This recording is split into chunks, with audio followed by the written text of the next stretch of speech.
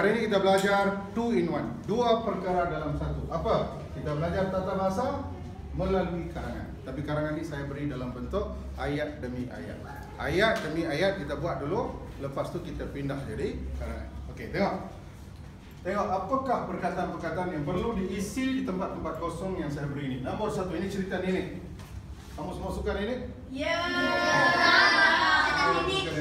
Siapa tinggal bersama nenek? Satu bumbung bersama nenek. Wow. Okey. Bagus. Ramai juga. Bagus. That's a blessing, you know.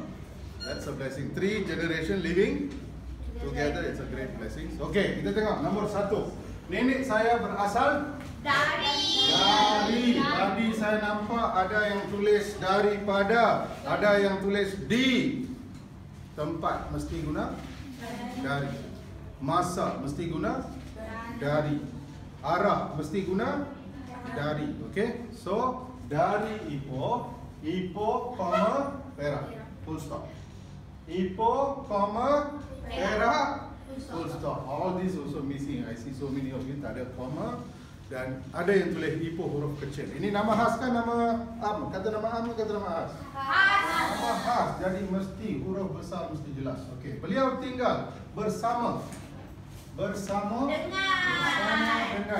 anak bongsunya yang merupakan seorang guru. Ya, tadi berasal dari. Sekarang dia bekerja sebagai guru di Ipoh. Di Ipoh adalah jawapan yang betul. Okey, seterusnya kita lihat sebenarnya nenek saya lebih tua daripada.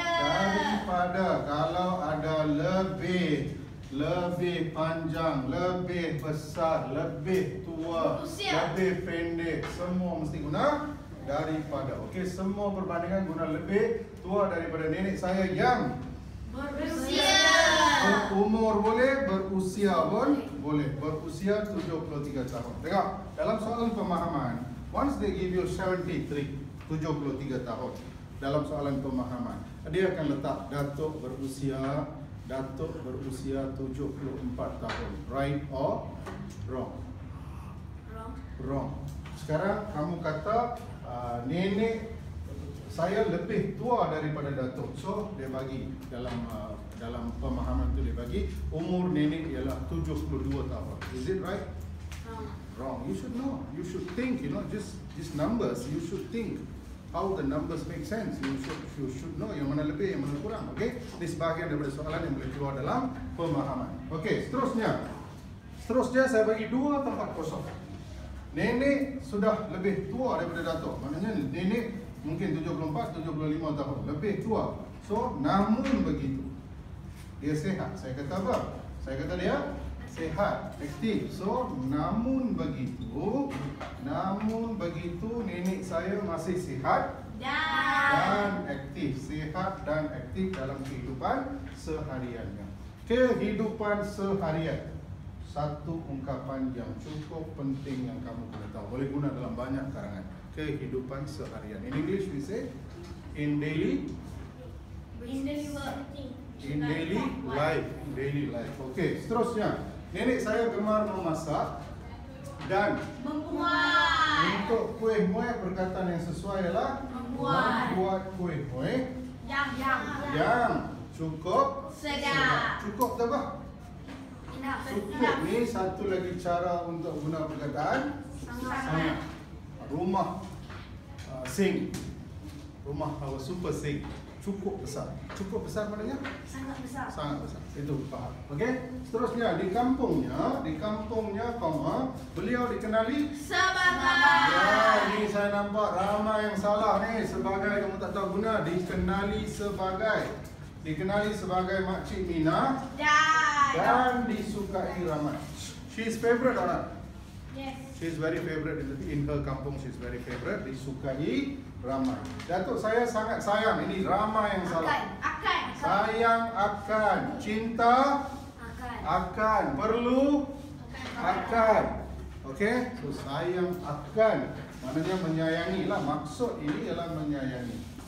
Kalau kamu tak nak tulis imbuhan awalan, boleh guna akan.